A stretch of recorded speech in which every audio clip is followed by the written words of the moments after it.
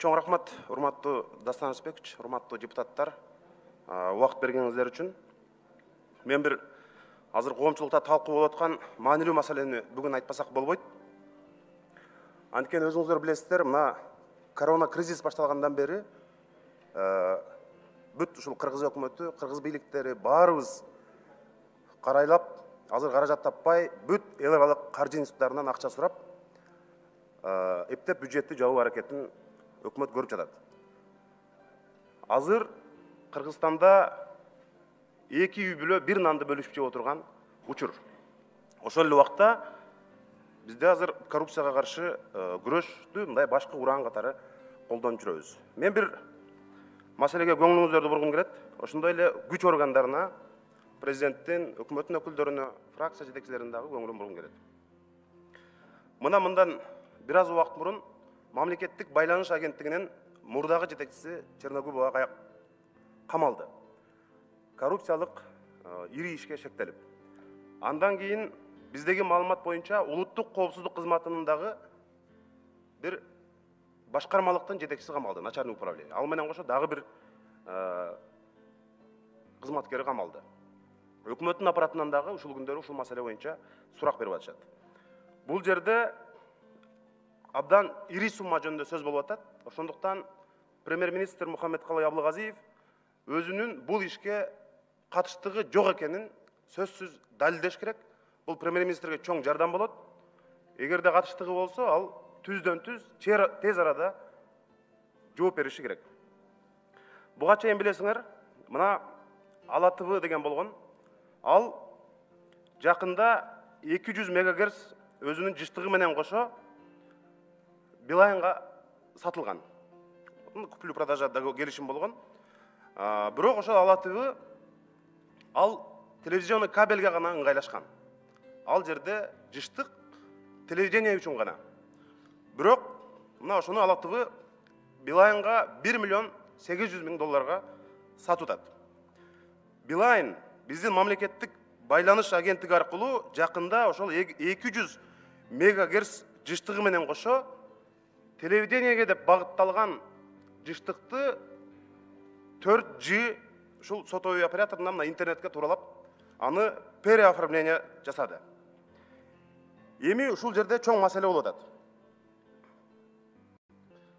Буга чейин билесиздер, мына Темир Сариев премьер-министр болуп турганда 15 мегагерц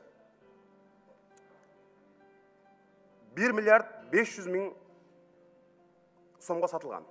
Долларга айлантканда бир 25 миллион долларга сатылган. Аукцион менен, конкурс менен. Бул жерде азыркы премьер-министрдин тушунда 200 мегагерц 700 сомго кетип атат. 200 мегагерц. 15 мегагерц 25 миллион долларга сатылып атат. 200 мегагерц бекер кетип атат. Мына менде азыр мамлекеттик жана комитеттин байланыш боюнча каты турат. Жашыруун каты. Ошол убакта өкмөткө жазып атат. Бул келишим переоформление мамлекеттик кызыкчылыкка каршы келет. Бул жерде бюджетке миллиарддаган акча зыян келет. Биз бул 200 мегагерцтен бюджеттин чоң кемтигин толтурсак болот. Ошон үчүн биз мындай кадамга барбашыбыз керек деп, мына ушундай бил убагында мына ДСП кат менен берип атат. Бирок ошого карабастан, мыйзамды бузуп, эч кандай аукцион кылбай, конкурс кылбай туруп, булар мына казакстандык компанияга өткөрүп берип атышат. Бул жерде абдан чоң мындай маселе турат. Ага чейин ошондой эле дагы бир лицензияны башка сотовый операторлорго булар мына 900 миллион долларлык дерлик. Аны дагы мына бул мен ойлоп тапканым жок. Бул мамлекеттик коопсуздук кызматынын катты. Мына ГКМнын. Бул жерде турат 1000 сомго сатып жиберишкен. 1000 сомго. Ошол жерде ГКМнын эсебинде бул 900 миллион Америка долларына сатсак болмок. Бюджетибизди ошол менен толтурсак болмок деп жазып атат. Эми ошондо жалпы эсеби ушул жыштыктан бюджет дээрлик, мына мен адистердин, эксперттердин, мурда иштеп кеткен, азыр иштеп аткандардын эсебинде 5 миллиард сомго зыян тартып атат. Биз азыр көрүнгөн эл аралык институттардан, финанс институттарынан жалдырап 1 минут бергиле. Мына 1-2 минут. Мына 5 миллиард сом бюджетке түшпөй атат.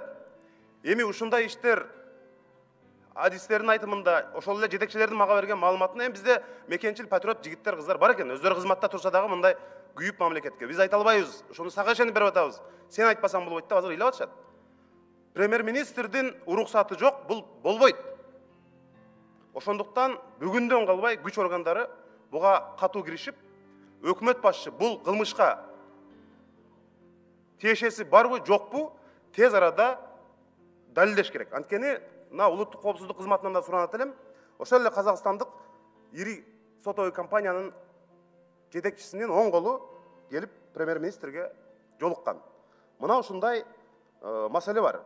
Анткени биз мен айтат элем, урматтуу депутаттар, урматтуу күч органдары, тилекке каршы убактын бүтүп баратат. Мына бул Дастан Рысбекович, 30 секунд. Мына буга чейин биз билесиңер, алтынды саткан учур болду, жерди саткан учур болду, кенди саткан учур болду. Бирок азыр биздин мына биз дем алып аткан абаны сатып акча жасагандар азыркы өкмөттүн тушунда пайда болду. Азыр улуттук коопсуздук кызматында 4 адам ушул боюнча абакта жатат, тергөө абагында. Муну адилеттүү тергөөнү жасап, мына урматтуу фракция жетекчилери, урматтуу парламент, мына биз тандаган өкмөттүн кадамына мындай бир жоопкерчиликти берүү бул биздин колубузда турат. Калган сөз сиздерде. Рахмат. Рахмат. Күн тартибин кароого өтөбүз. Күн тартибинде мыйзамдуу. Жанат Саматович, мына кыргызстандыктар Кореяда, Түштүк Кореяда дээрлик 6000ге жакындап калды. Буга чейин мен да барып келгем. Ошол жердеги мекендештерим менен жолукканда эң мындай актуалдуу, эң зарыл болгон суроо эле бул түз каттам. Сеул Бишкек. Андан кийин биз Кореянын элчилиги менен да сүйлөштүк, колубуздан келишинче баягы депутаттык аракеттерибизди көрдүк өзүбүздүн ишмерлигибизге байланыштуу. Мына бир сөз болду эле. Тажикстан менен сүйлөшүлүп, жана Сомон Эйр менен Душанбе, Бишкек, Сеул, Бишкек, Душанбе депчи. Анткени бизден баягы толбой калышы мүмкүн, өзүн өзү актабай калышы мүмкүн деп авиакомпаниялар келбей калса, мисалы, ошол Сомон Эйр менен бир сүйлөшүүлөр болдубу, макулбу алар? Качан ушул маселе ишке ашышы мүмкүн? Маалымат берип койсоңуз. Биз Сомон Эйрге бүт тиешелүү уруксаттарды бергенбиз. И сиз туура айтып атасыз, Кореянын посолу өзү дагы ошол рейсти ачам деп көп эмелерди жасаган. Бирок тилекке каршы авиационный власти Кореи бул рейске макул болбой коюшкан да. Бирок үмүт барбы эми сүйлөшүүлөрдү дагы жүргүзсө болобу өкмөт Жок, уже сүйлөшүүлөр бар. Корейская компания T-Way Сеул Бишкек рейсти 21-жылдан баштап ачабыз деген уже кол коюлган да. Демек мына бир дээрлик бир 6 айдан кийин каттам жолго коюлушу мүмкүн экен анда, 21-жылдан баштап. Башынан баштап, январдан. Кудай буйруса Марттан баштап. Марттан баштап. Абдан жакшы болмок. Бул баягы биздин Кореяда иштеп жүргөн, эмгектенип жүргөн мекендештер үчүн жакшы чоң мындай кабар болмок. Ошол эле учурда ал жактан көп мындай элчилерибиз иштеп, Кыргызстан жөнүндө жана ар кандай выставкаларды өткөрүп, биздин көчмөндөр оюну сыяктуу өзүбүздүн маданий иш-чараларыбызды дагы жарнамалап, бир топ мындай туристтердин келишине дагы жакшы шарт түзүлмөк да. Ушунун үстүнө бир катуураак иштеп берсеңиздер, аракет кылган. Анткени бул ошол жактагы мекендештердин бир дээрлик 90% ушул маселени суранышы да. Рахмат. Рахмат, эске алабыз. Биздин элчилик дагы жакшы иштеп атат, жардам берип атат.